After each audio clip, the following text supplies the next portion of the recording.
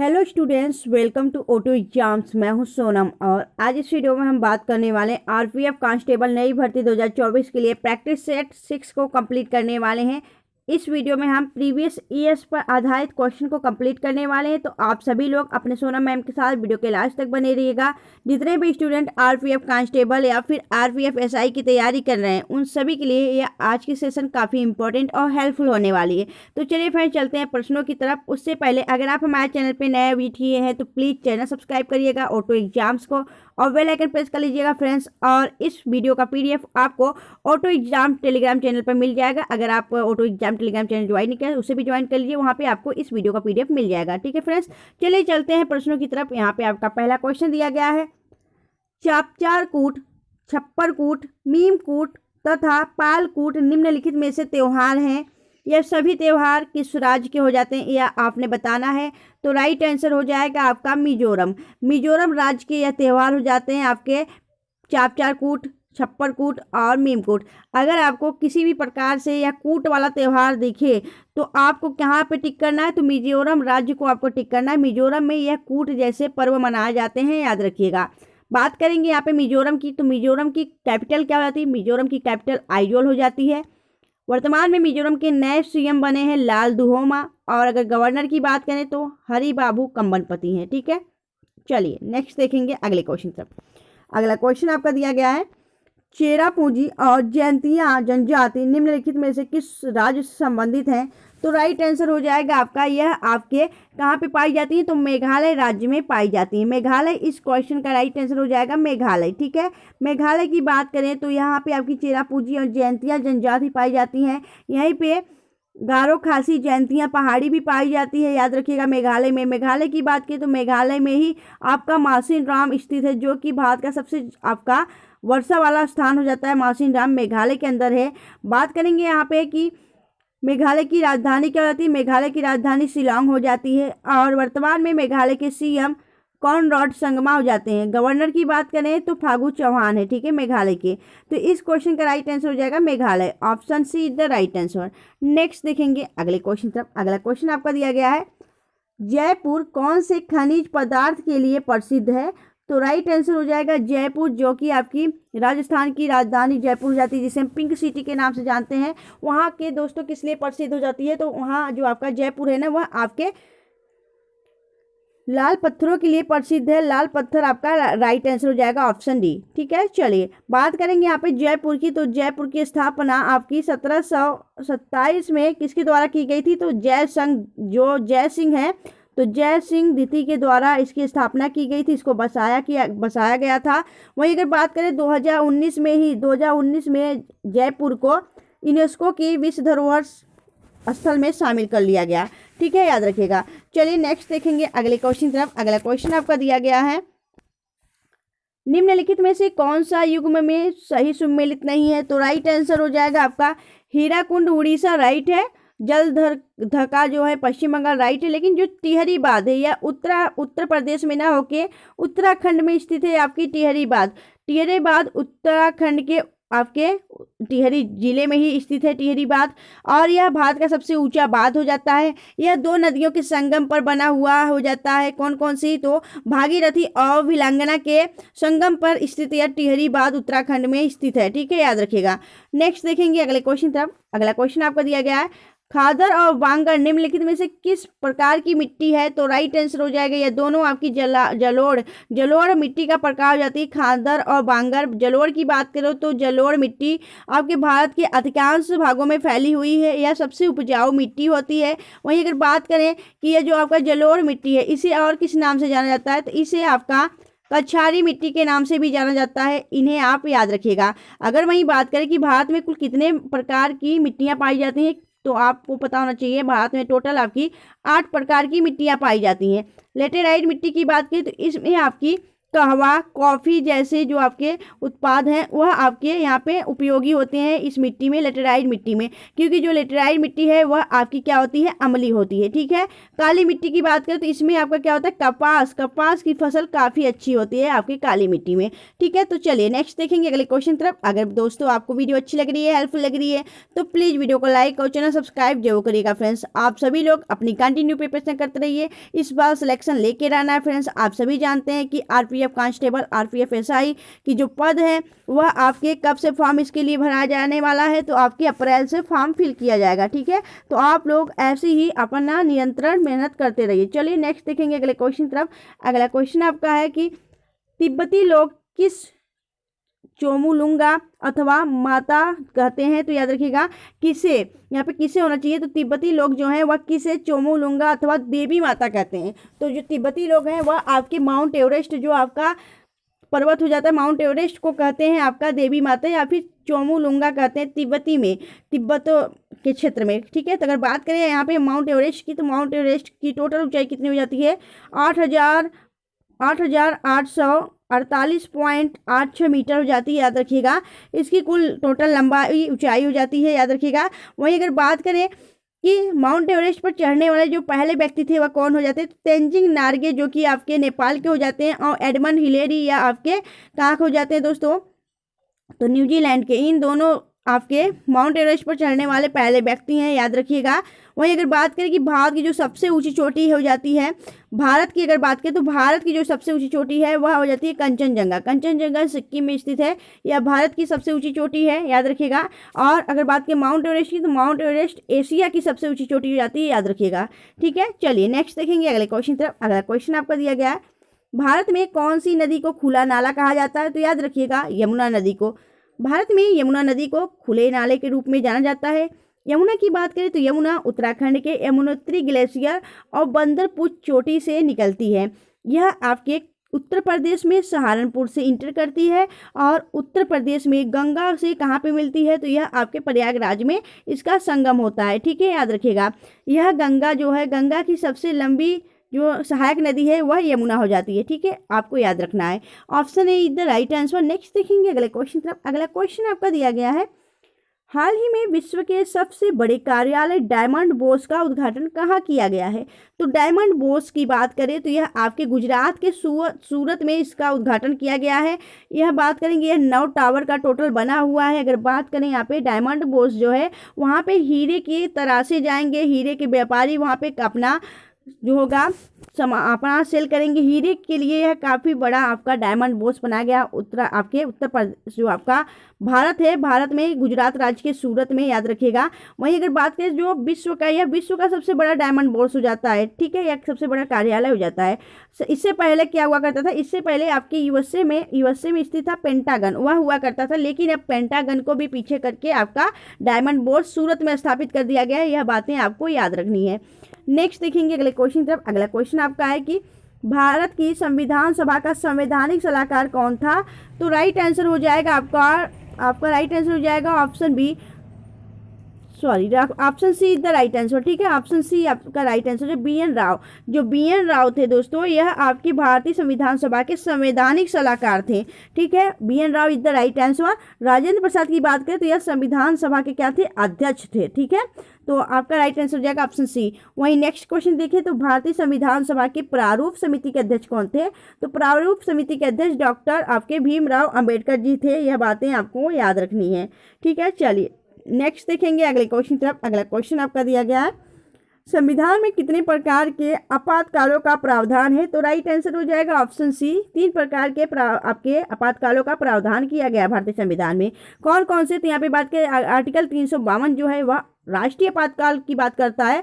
Article 356 राष्ट्रपति शासन की बात करते हैं। वहीं अगर बात करें आर्टिकल 360 की, तो यह वित्तीय आपातकाल की बात करता है। तो यह सभी आपके 3 प्रकार के आपातकाल की घोषणा की गई है। आपातकाल का प्रावधान है आपके किसमें, संविधान में। ठीक है, नेक्स्ट देखेंगे अगले क्वेश्चन तरफ। अगला क्वेश्चन आपका दिया गया है, इजराइल में फंसे भारतीयों को वापस लाने के लिए चलाए गए अभियान को क्या नाम दिया गया है? तो राइट आंसर हो जाएगा ऑपरेशन अजय। ऑपरेशन अजय के द्वारा इजराइल से भारतवासियों को वापस लाने के लिए ऑपरेशन चलाया गया था। वहीं अगर बात करें हम ऑपरेशन गंगा की, तो ऑपरेशन गंगा कब चलाया गया था? यूक्रेन से भारत को लाने के लिए, ठीक है, यूक्रेन में जब आपकी युद्ध चल रही थी। वहीं अगर बात की ऑपरेशन दोस्त की, तो ऑपरेशन दोस्त कब चलाया गया था यह ऑपरेशन? तो ऑपरेशन दोस्त की बात करें तो इसमें आपके तुर्की और सीरिया में आए भूकंप के कारण वहां पे तुर्की और सीरिया देश की मदद करने के लिए भारत की तरफ से ऑपरेशन दोस्त चलाया गया था। ऑपरेशन कावेरी की बात करें तो ऑपरेशन कावेरी कब चलाया गया था? ऑपरेशन कावेरी की बात करें तो यह आपके सूडान में संघर्ष के दौरान सूडान से भारतवासियों को वापस लाने के लिए आपका ऑपरेशन कावेरी चलाया गया था। ये सभी ऑपरेशन जो चलाए गए हैं इंपॉर्टेंट हो जाते हैं, इन्हें याद रखिएगा। नेक्स्ट देखेंगे अगले क्वेश्चन तरफ।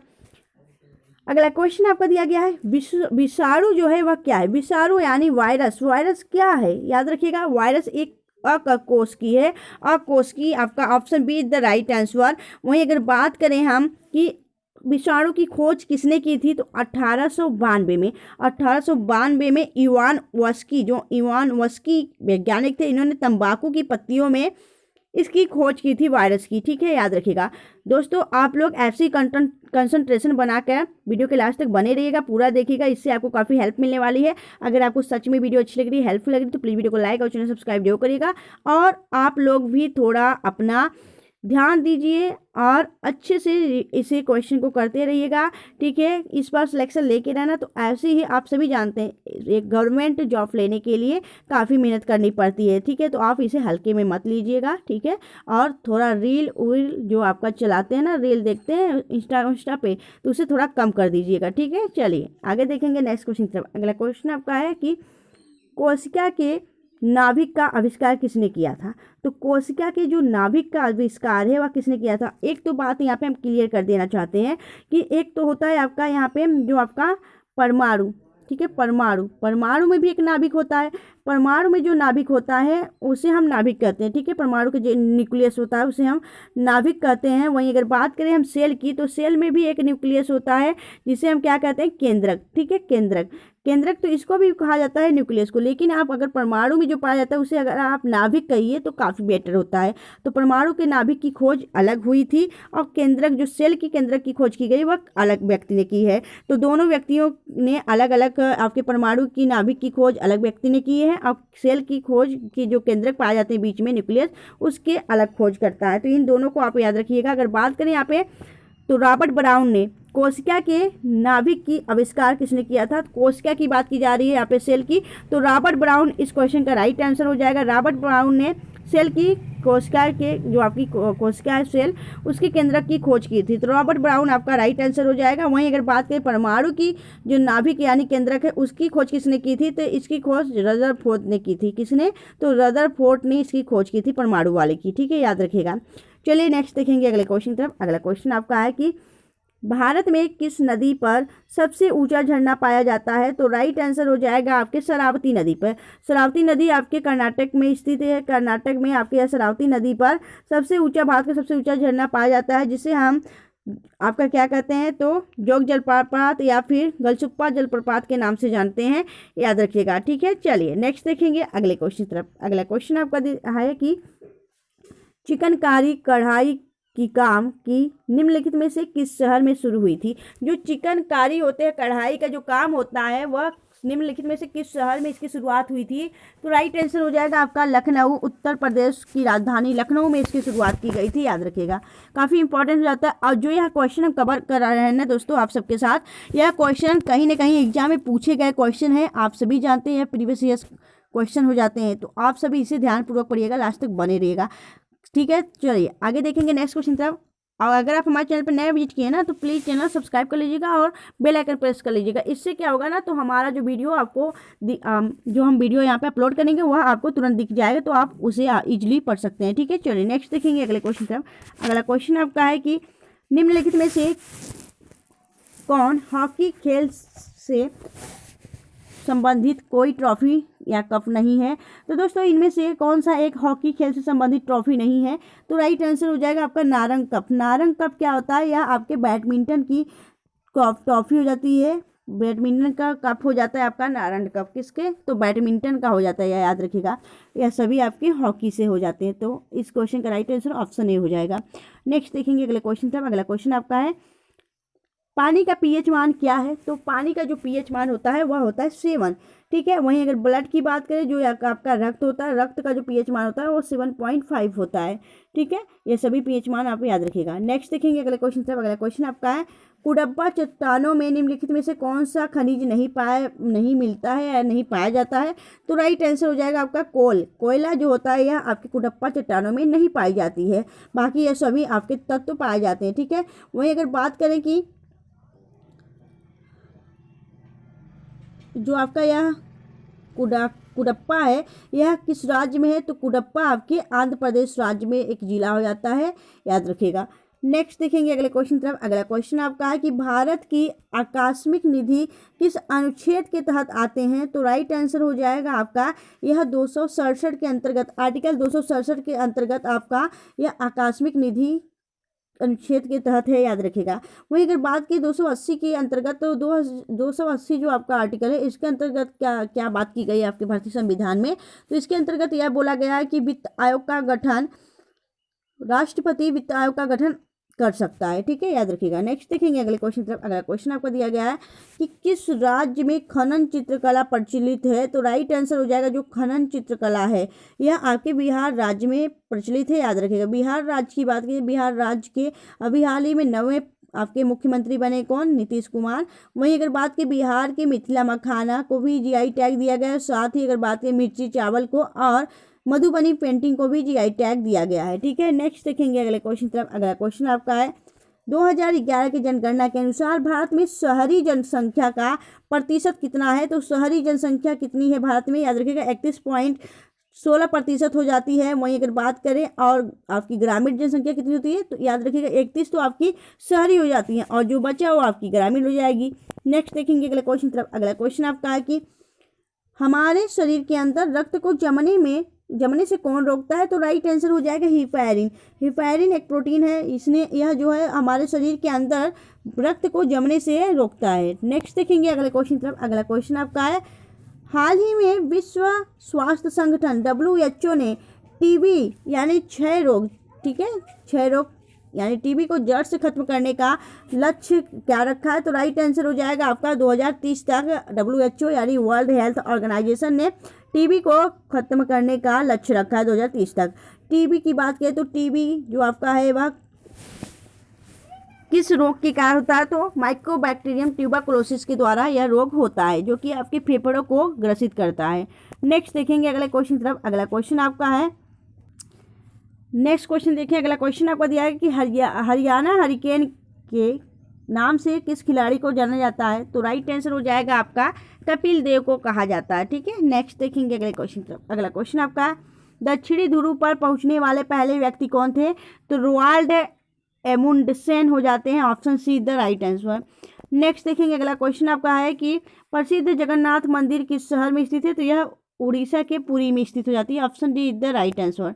नेक्स्ट देखेंगे भारत में स्वस्थानीय, यहाँ पे स्वस्थानीय लिखा है, तो जो आपका स्थानीय शासन है, ठीक है, स्थानीय शासन।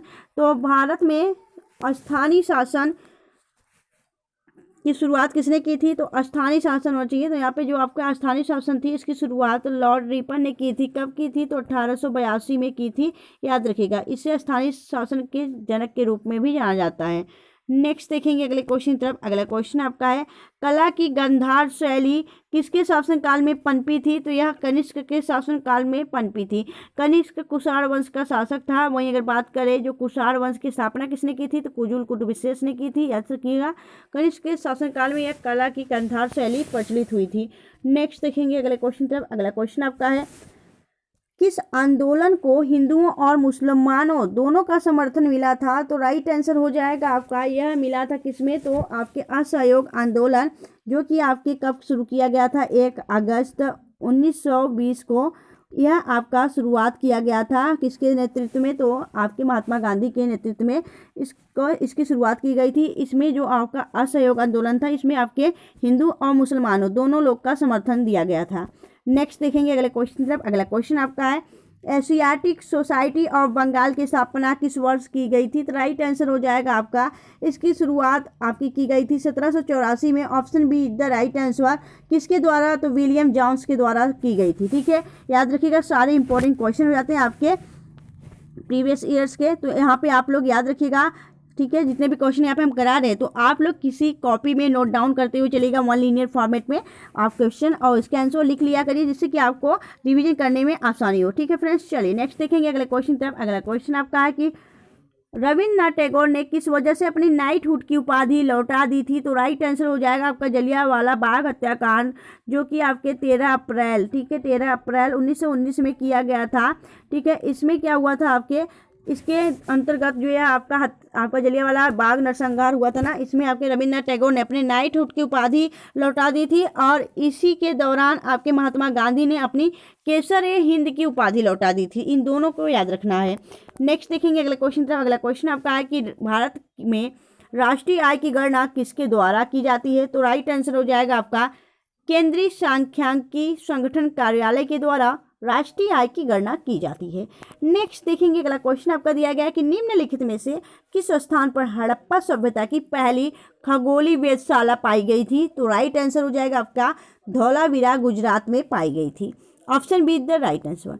नेक्स्ट देखेंगे अगला क्वेश्चन आपका है चंद्रगुप्त मौर्य ने अपने अंतिम दिन कहाँ गुजारे? तो यह आपके श्रवणबेलगोला कर्नाटक में अपने अंतिम दिन बताए थे। नेक्स्ट देखेंगे अगले क्वेश्चन आपका दिया गया है कि कंदरिया महादेव मंदिर का निर्माण डैश ने करवाया था? तो यह चंदेल के द्वारा करवाया गया था, चंदेल शासकों के द्वारा। Option D the right answer. Next देखेंगे अगले क्वेश्चन तरफ। अगला क्वेश्चन आपका है किस राज्य ने अंबेडकर जयंती को समानता दिवस के रूप में मनाने की घोषणा की है? तो राइट आंसर हो जाएगा तमिलनाडु सरकार ने अंबेडकर जयंती कब मनाई जाती है? 14 अप्रैल को। 14 अप्रैल को अंबेडकर जयंती के रूप में, समानता दिवस के रूप में मनाया जाएगा। अब किसमें? तमिलनाडु अब समानता दिवस मनाएगा 14 अप्रैल को। ठीक है, याद रखिएगा। नेक्स्ट देखेंगे अगला क्वेश्चन आपका है पैरा ओलंपिक में स्वर्ण पदक जीतने वाले पहले भारतीय कौन थे? तो राइट आंसर हो जाएगा मुरलीकांत पेटकर जो है यह आपके पैरा ओलंपिक में स्वर्ण पदक जीतने वाले पहले भारतीय हो जाते हैं। अगर बात की पैरा ओलंपिक की शुरुआत कब की गई थी? तो याद रखिएगा 1948 में पैरा ओलंपिक की शुरुआत की गई थी। नेक्स्ट देखेंगे अगले क्वेश्चन तरफ। अगला क्वेश्चन आपका है कि भारत का राष्ट्रीय गीत वंदे मातरम पहली बार कब गाया गया था? तो राइट आंसर हो जाएगा आपका 1896। Option B the right answer. ठीक है, चलिए नेक्स्ट देखेंगे अगले क्वेश्चन तरफ। ठीक है, नेक्स्ट देखेंगे अगला क्वेश्चन आपका दिया गया राष्ट्रीय मतदाता दिवस कब मनाया जाता है? तो राइट आंसर हो जाएगा 25 जनवरी को प्रत्येक वर्ष नेशनल वोटर डे मनाया जाता है। नेक्स्ट देखेंगे अगले क्वेश्चन तरफ। अगला क्वेश्चन आपका इंदिरा गांधी राष्ट्रीय मानव संग्रहालय कहाँ स्थित है? तो यह आपके मध्य प्रदेश के भोपाल में स्थित है, याद रखिएगा। Option B the right answer. अगला क्वेश्चन आपका दिया गया है समय की SI मात्रक क्या है? तो सेकेंड हो जाती है। समय यानी टाइम की जो आपकी SI मात्रक है वह सेकेंड हो जाती है। नेक्स्ट देखेंगे अगला क्वेश्चन आपका है निम्न में से किसने हुमायूं के मकबरे का निर्माण शुरू किया था? राइट आंसर हो जाएगा आपका हाजी बेगम के द्वारा इसकी शुरुआत की गई थी। हाजी बेगम आपका राइट आंसर हो जाएगा। यह जो आपका हुमायूं का मकबरा है यह आपके नई दिल्ली में स्थित हो जाती है।